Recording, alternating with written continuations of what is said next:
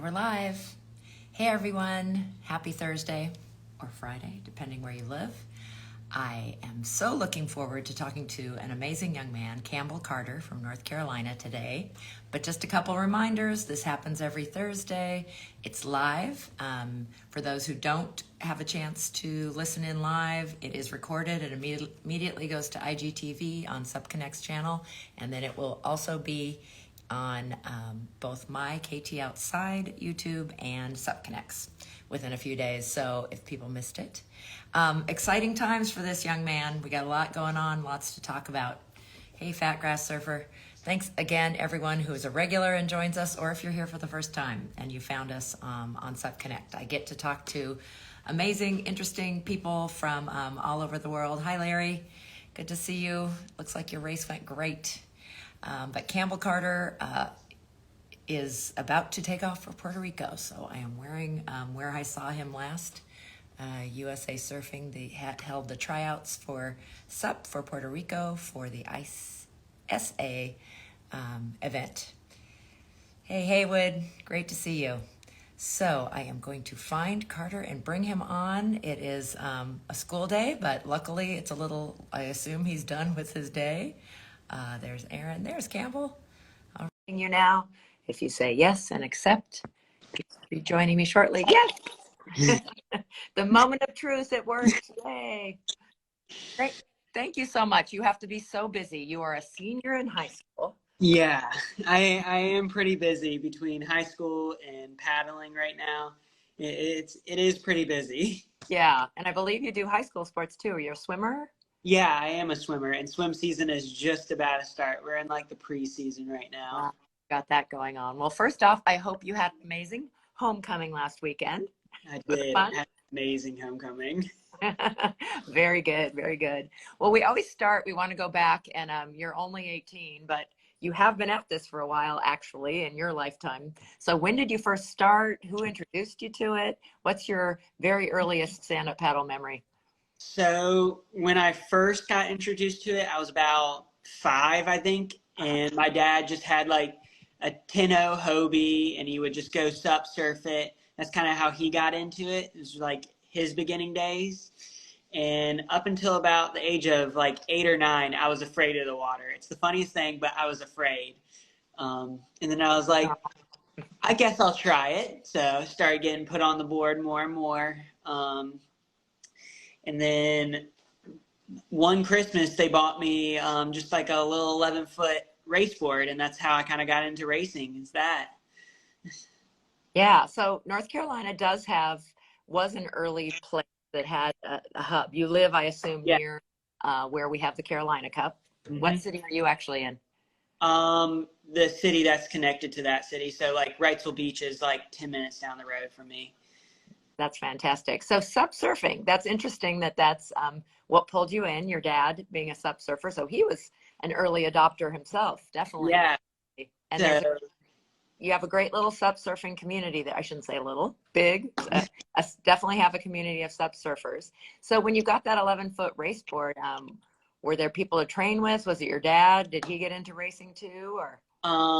He had, over those years between when I was 5 and 9, when I started like really getting into it, he started racing as well, doing the Carolina Cup, racing that every year, doing the graveyard.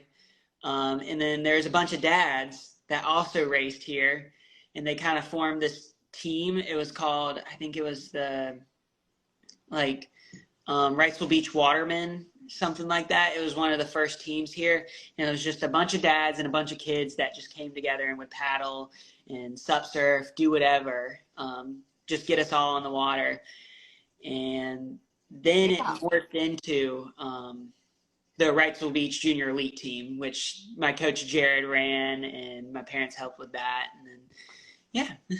So so a lot of firsts at the age of 18, because that was one of the very early elite junior teams. There's only been a few kind of scattered around the country. So how lucky, as I feel lucky living where I do, that there's been a lot of opportunities. So stand-up paddling is certainly something you can do by yourself and be solo, but we love our community, and it often takes community to really get people motivated. So do you think hard to say at this age. Like, do you think that the fact that your dad formed that Waterman's group and that you then that it morphed into this junior elite team, do you think that's what's kept you in it? Because it's hard to get through your high school years and stay Yeah. attached to a sport that isn't attached to high school. Yeah, it's definitely been hard, but like I mean, with having a team and being able to see people and paddle with people, it's helped me a lot. And then the fact that I'm able to like just my love of water sports has kept me in it. Just I love all water sports is whatever I can get it to my hands on, I love. So just being on the water has really kept me paddling. That's fantastic. Well, you've excelled in a lot of different areas. So swim team in high school, it's great that you have that water connection there and are able to do high school sport. But we are so grateful that you are both a SUP surfer and a SUP racer. And where I saw you last out here in California was kind of a big event, a qualifier. Yeah. And you are qualified and will be leaving, I would guess, fairly soon for Puerto Rico. Yes. I'm leaving next Tuesday. I'm getting really excited for it because, I mean, it's Puerto Rico. It's going to be my first time down there. And I mean, I'm just super excited to get to go to this place. Just super excited. Yeah. So it confuses a lot of people. I think all of us get a bit confused about all these little acronyms, all these 3-letter names of things. So this is the ISA, the International Surfing Association World Championship. And I'm wearing a USA Surfing because that's the organization that when you're out in California held a tryout. So that tryout was just for Americans, for USA to form that team. But I haven't really seen as many like lists of teams and stuff. Do you know some of the people from other countries that you'll be competing against now that you're going to an international event? I know some of them, like there's the Cornier brothers down in Puerto Rico that will be there. I know of them. I've met them at a few races. They're super cool. They've been training super hard down there. There's Shrimpy. He's going to be there. I don't know what he's racing yet. Kind of sounded like he was maybe just doing adults, the adult group. And then, I mean, from other countries that I'd be racing, I don't really know. I think Denmark's definitely coming. But Christian, I know Christian, and he's not my age anymore, so I won't be racing him. Yeah. Probably good, yeah. So, And and explain, you actually qualified, I believe, both in juniors and in the open, in the adults, but you're going to focus on being a junior. It's your last year being a junior. yeah, What are you so doing? I am focusing on juniors just because, I mean, I am a junior. I don't want to rush things yet. I got so many years of paddling ahead of me. I really just want to focus on the junior aspect right now and get that kind of locked down. Love So, that. But for those who don't know, what are the events that will be held there? So what's the actual races? so I'm doing the tech sprint race. That's the one I'll be doing, the junior tech sprint. So it's going to be out through the surf. I'm not doing any distance or anything like that. It's going to be quick. It's going to be maybe 20 minutes long, I think. But it's putting out through the surf, little triangle course, and we'll be doing buoy turns on the inside, getting right back out through the surf a bunch. Yeah. So for those, we have listeners who do all kinds of stand-up paddleboarding, so not necessarily racers. So explain what a tech course means or your understanding of it. So my understanding of a tech race is, or a tech sprint race, is that it's multiple buoy turns, quick sprints, and usually it's out through surf if you're like at an ocean event or anything, but sometimes it can be flat water. But it's basically just a sprint race with a bunch of buoy turns. Yeah.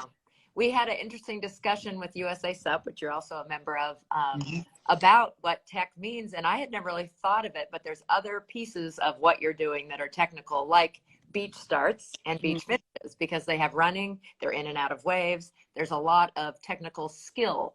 So you're doing a race that is not only the sprint part, the like racing and having that, physical health, but there's a lot of technique to it. So, exciting. A lot of people feel like that's kind of the most exciting type of racing that stand-up paddle does in terms of watching it. I understand there'll be hopefully live feed, and we'll all be able to be cheering you on from afar. And Yeah. you're getting lots of support and comments like Team Carter and yeah, all kinds of good stuff, because we are definitely behind you. But let's back up a little bit. So really early on, how interesting that maybe water wasn't your thing, but that's, I mean, water is, as much as I absolutely love water and probably like you and I'm addicted to everything water, it's a challenging thing to learn. We need to learn how to swim, and it's a different element to be in. So not surprising. And I think a lot of people who are a little more cautious, like maybe you were at age 5, actually do better with this, because then they're not unrealistic about yeah, you get tossed around in the waves, and you have to learn Yeah. how to handle those kinds of things. That's really important. But between that 5 and 9 and like getting that into stand-up paddle surfing and racing, what was your very first race or early memories, and how'd you feel about racing? Was it a fun thing to do with dad, or were you like, oh, this is too hard? So for some reason, like I said, I was scared of just being like in a race sometimes, but like Yeah. there was this race called Chucktown Showdown. It was, I think, in Charleston, maybe. But it Okay. was one of the first kids races I did. And I remember I won it and I got this sick trophy, and I was like, okay, this is fun now. So after that, I just kept racing, and I kept winning those, like the little Grom races, really getting into it, and I just kept progressing up from there. Yeah, we've been talking a lot about that. Having Grom races, having races for kids, for youth, is such an important part of the development. One of your teammates who's going, Soren Preston, started early like you, 8, 9, and she always paddled with her dad just because she's from my area, and I remember watching her, grow up in this sport. But we didn't always have youth races, so she was often in the adult races, but luckily had dad to paddle alongside. I don't think at age 8 or 9 she would have been out there by herself. It took a while before, she was ready for that. So we hope you guys are great role models, and we hope that will help people start teams, even if it's just a few kids, or Yep. offer at their races a kid race. And yeah, maybe it doesn't work this time. If you put it out there, then that the opportunity is there, and maybe that will get a young person like you at age 9, 10 to start racing, to get Yep. excited about it. So you do have a competitive side, huh? Because I know Oh you're yeah, a Southern gentleman and so nice and polite. definitely have a competitive side. It really drives me most of the time, just wanting to get those top spots. That's good. That's good. That will serve you well next weekend, I am sure. So, although you're not doing distance, I know you're right there at the hub of the Carolina Cup. So, talk about that race and how many times. I assume you've been in it quite a few times, and which of the races have you done?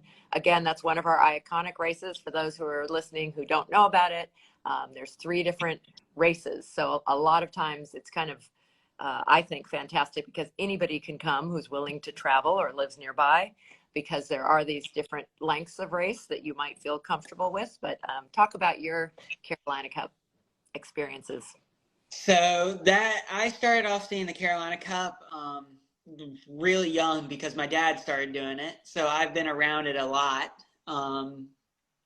and watching the other dads race. And it used to be where it was the dads at one point that were just racing each other. And then the pros started showing up, like Danny Ching and Connor, and that kind of sparked my interest. Like, oh my God, look at these guys! They're even faster than the fastest people I know. And from there, I think my first race was 8 or 9. That was at the Carolina Cup, and I had done the kids race. And then by like age 10, I was doing Harbor Island, which was the 3-mile race there. And I really liked it because I started working my way up and getting like third in that, or like even first in my category. And then from there, I was like, okay, Money Island. And then the first year I wanted to do Graveyard, I couldn't because I had hurt my knee. Oh, But I've only actually done Graveyard once, racing it, which is kind of funny, even though I live here and I paddle. no, no, I think it makes sense. I mean, it's a 13-mile race for those who don't know, and it's got all types of conditions, which a lot of us love that aspect of it, because it's a very interesting, for a long race, it's constantly changing and you're really challenged because you go in, we'll talk about the course, even though you've only done it once. I know Yeah. you know about. Yeah, I've paddled the course a bunch, so I know the layout like the back of my hand. I mean, like you can plot me down anywhere. I kind of know all the channels, where to go, all that. So if you go out from the blockade, say we're starting and we go, let's go right. You go right and you go to the Jetty Inlet, Mason's Inlet, and you go through there. That's kind of normal. There's some bump through there. There's a lot of current because it is like the main inlet that out overpools the other inlet. So you paddle through there, you get on the inside. That's just a flat water grind. It hurts all through the backside, and then you get to the inlet that's super technical because it's just a bunch of sandbars. So you have all these little breaks that you can go out through, but you can also get stuck on certain sandbars going out through there. So you got to pick your line right, because if you don't pick it, you're either getting stuck on a sandbar, slammed by a couple of waves, or even getting pushed by current more than someone that's 10 feet away from you. So he gets pretty gnarly out there sometimes, especially 2021. That Carolina Cup was super gnarly, even though we didn't go in the ocean. It was still one of the gnarliest paddles I've ever done. And that was the one with the weather, right? They Yeah. had it in November instead of, it was because of COVID, it had been postponed, and then they had it in November. That was a tough one. And I even downgraded and did the shorter one. And that felt like the longest race I've ever done. Yeah. Even though the longest race I've done. that was a challenge. Well, know that, as you know, because you do that course, just in practicing, you've done it before, that having your local knowledge, I'm excited to see you do it sometime in the future, because even if tech and sprint is your specialty, I think that local knowledge is so huge. I mean, I've definitely, taken workshops from April Zilge just focused on the inlet and how to get in and out of Mason's Inlet. And Haywood, who I think is on the call, who's an original, helped start this event.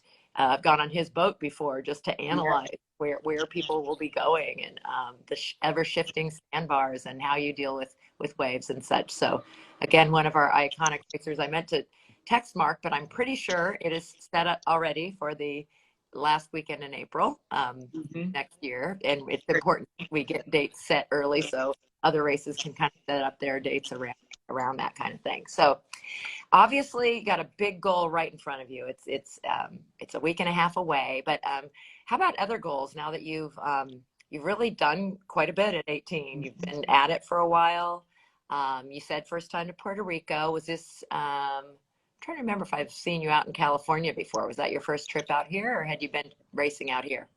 I went one other time, and it was for PPG back in 2018. I think that was the last one, or 2019 was the last one.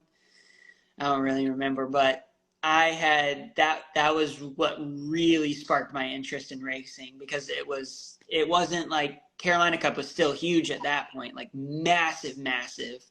But when I went out there, I was like, oh my God, this is totally different from what I'm used to. So definitely. Well, I'm glad you did get out to one of those. We miss it greatly and hoping it will be coming back. Yeah. We just need that person. We need a really big sponsor to take over our state park for a week. The biggest challenges. So you've been out west. Any other travel? Pretty much stayed in the U.S.?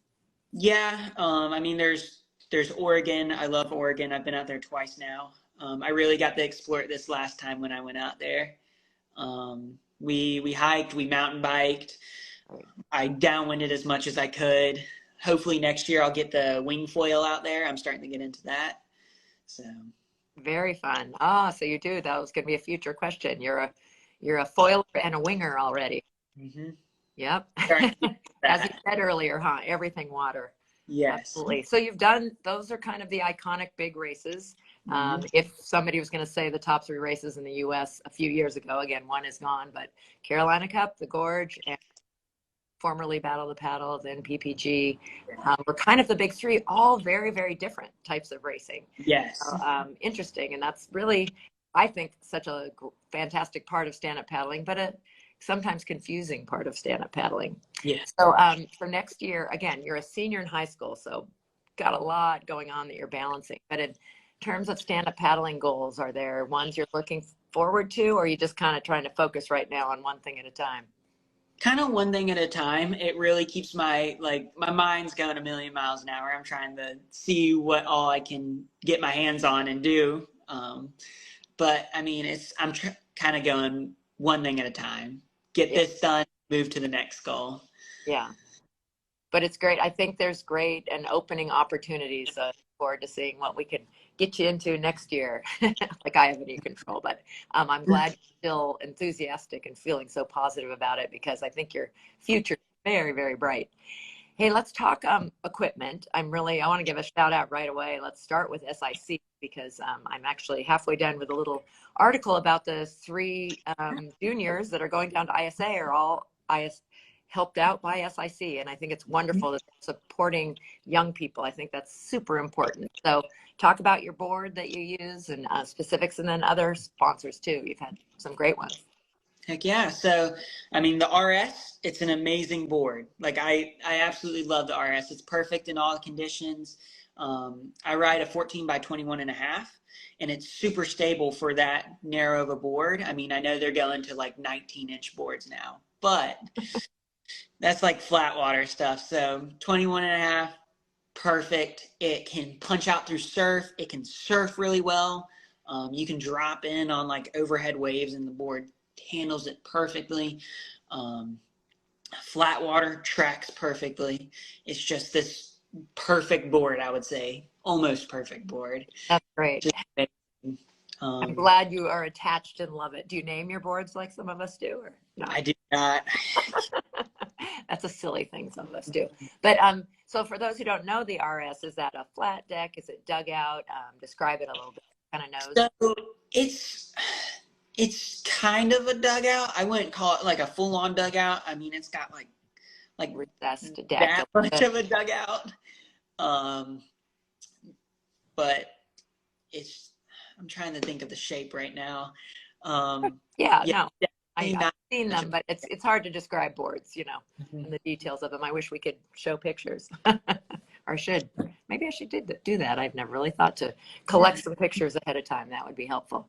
So the RS is your board, and you love it. That's great. And how about paddles? Or I know Salt Life helps you out. Yeah, so Salt Life has helped me out with a lot of travel too. So grateful for them. Love their performance gear is amazing. I race in it all the time. Keeps me out of the sun, especially when I'm in longer races and stuff. I can just throw on a Salt Life shirt. I don't have to worry about putting on a ton of sunscreen and getting that icky stuff all over my paddle. And then paddles and fins, I'm actually sponsored by Black Project too. Love Black Project. Right now I'm using for my distance is the HydroFlow X, the small paddle and small shaft with the power grip. It's just it feels like butter going into the water, this paddle. I absolutely love it. It doesn't wear and tear on my muscles at all. I know some paddles, if you get them a little bit too big, they can definitely hurt your shoulders. But this one, it feels perfect. I felt like I've dialed my paddle in. And then I have my Sprint paddle from Black Project. There's the new Sprint X paddle. And it's just a little bit of a bigger blade. And it has a very tiny power pocket on the back, which is kind of like a divot out the back. The shaft is tapered and it's a little bit stiffer. But I cut it a little bit shorter, so when I'm paddling, it's just full power into this paddle, and I absolutely love it because I can just lay into this paddle and just bolt on the water, especially going out through the surf and stuff. I can just get super low and just charge out through it. Great. Well, you're thrown in some tips there, but what I'd love to hear from you as someone who started young, maybe tips for other juniors, some youth anywhere from 8 to 18 who might want to get into stand-up paddling. Any suggestions? If you can find the ocean, like if you're near the ocean, go into the ocean. It changes everything. It's probably the most fun part about paddling is just being able to get into the ocean. And downwinding. Downwinding's amazing. If you can find a downwinder, go do a downwinder. That's fun that you have really done almost every type of paddling. Good tips. Have you any type of stand-up paddling, and you foil, you wing, anything you haven't done yet or you'd really like to do? Any type of SUP-related activity? I'm trying to think. Have you done rivers at all? I have not done rivers. I would like to try like the rapid stuff. I feel like that would be pretty fun. Yeah, you need special gear for that. Got a helmet up and certain kind of PFDs and stuff, but Yeah. And maybe. then, I mean, big wave sup surfing seems pretty fun. I really want to do that. And I mean, big wave surfing as well. I want to get into that at some point. Just all of that. That seems super fun. Great. I'm going to ask you for some more tips because again, just wow that you are balancing being a high school senior and a sport outside of high school and a sport in high school. And I assume you go to class and actually there's homework and stuff like that too. So how are you juggling it all? Any advice for people who are that busy like you? Um, I mean, for me, it helps me just being on that schedule, constantly having stuff to do. And when you're doing something you love, um, you don't really focus on it. Sometimes you definitely get stressed out because it is a lot. um, but just stick to it. Find your balance. Kind of plan out your day. Always kind of go, if you're training for a race, always go paddle at a certain time between this and this. Try and go paddle then. If there's waves, go surf. If there's wind, go wing foil. But yeah, find that balance, especially between, since I'm talking to younger people too, with me being in high school, find that balance between friends and paddling. You have to find that balance. It will basically keep you sane sometimes because training for races is mentally straining sometimes. Just because, especially for Carolina Cup, you're laying down a bunch of miles. Even for this race, I mean, I'm doing shorter distances, but they're really just like mentally tough workouts, hitting it hard. Every stroke counts. You just have to have your friends there too. You got to have that social aspect still, Yeah. and really rely on that. So yeah. So can I ask you, your training, are you pretty independent with your training or is there still a junior elite team you're part of or another group? So I'm pretty independent with my training. I kind of get out there on my own. Like the junior elite team, it's kind of still there. It's kind of dissipated a little bit, but we're still all together. We can sometimes get together and go for a paddle. I kind of got my own thing going on right now with this. Jared still paddles with me, my coach. He gets out there sometimes with me. We'll go for a little OC paddle sometimes. But yeah, pretty by myself training most of the time, just getting out there. I got my Garmin watch that this is my other coach that it tracks everything. It tells me when to go. Have all my workouts downloaded on this thing. Did they sponsor you yet? Garmin, are you listening? You should be. They should be listening. I would really like it. I mean, like this watch does not come off 24/7. I know. I have a very white mark under this. Thank you. They are very useful. I agree. Well, you're getting lots of love, so I don't know if you're seeing all this. And JBD Rish is your number one fan. That's my best friend right there. I'm pretty sure. I think that's his Instagram. So he's commented quite a bit. And Paddle Hound has said a couple to you and to your family. Congratulations. People are excited and good luck in Peru. Definitely shout out to Paddle Hound. They did a lot for the junior elite team and all of us. They would give us gear. We would rep their gear. Their gear is also really nice too. They got some pretty nice performance gear. Cool.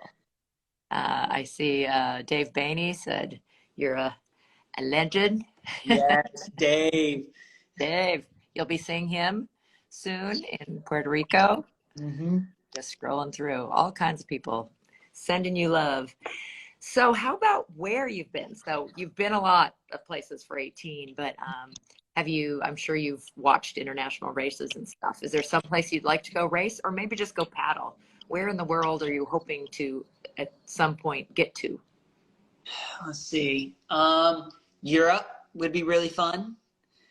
That would just be a really good experience just traveling through Europe. I think that's one of my main things I want to go do.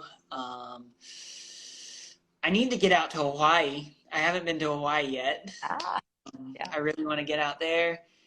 And then for some reason, somewhere up in Canada would be fun. Up there, Just somewhere with really cool scenery I want to go. I don't know where yet, but somewhere. Yeah, there are beautiful pictures, aren't there, from up in Canada? Agreed. Mhm.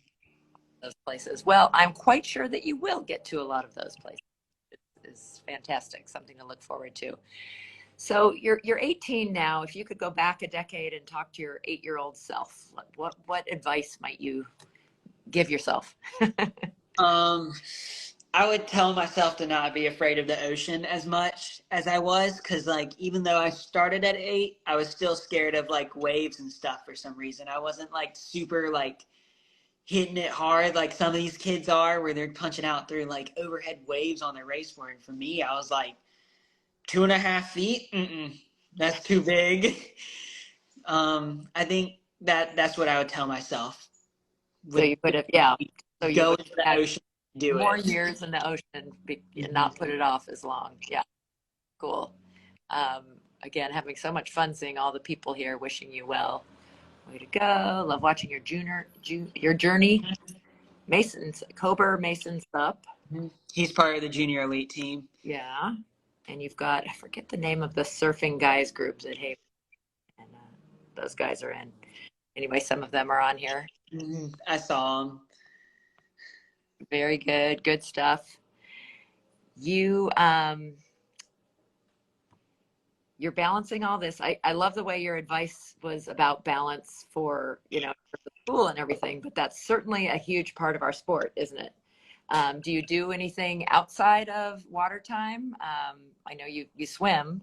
Do you do any other land things or types of workouts in terms of strength? I do work out a lot. I go to the gym almost every day. It's part of my training. Okay, big time. So I'm really getting into that. Hoping to put on a little bit more mass after this race, see how much I can gain, even though I'm going in the swim season. But I mountain bike a little bit, skate a little bit. I mean, I do as much as I can. If it's active, I'm trying to do it. That's great, great. People are appreciating the tips that you're sending too. Yeah, I've never seen so many comments. This is awesome, you guys. Thank you. And yeah, I think we're all just thinking the same thing, that we're so excited to see you in 9 days. I think the competitions start maybe on the weekend. The Paddle Syndicate. Thank you very much. Mr. Champion. That was the name I was trying to think of the surfer guys group that is there. Oh, your nanny is watching. Just started following Campbell. Yes, good point. So follow Campbell. I would guess at your age, Instagram's your social media. I mean, it might be TikTok, but Instagram's kind of the bigger one that we're all sort of on. Yeah, I didn't realize you were on Facebook, but I finally found you. But you do have an athlete page so Campbell Carter Athlete is where to find him on Facebook. So be sure to share all about what you're going to be doing there. And again, just so stoked for you. So appreciate you coming on and joining and sharing your story, how you got started, and how far you've come. Wow. I mean, and again, you're competing as a junior, but you could be competing in the open and you're already at that. You're just absolutely crushing it, young blood, as Subsurf 28 is saying. I love all the nicknames for you too. People have already given you all kinds. Yeah. Yeah. That's what happens when you excel already at this age. So we're with you. Just know you have both your youth team and people from all over the globe will be cheering you on next weekend. So have fun is always the bottom line, right? Thank you. Yeah. You got to love what you're doing to keep it going. You mentioned that. So make the best of it and your first time in Puerto Rico, and safe travels to you. Thank you.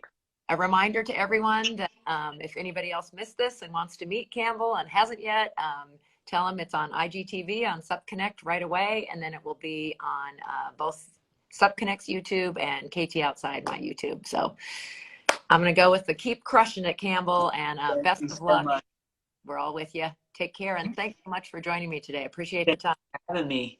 Okay. Take care. Bye. Bye.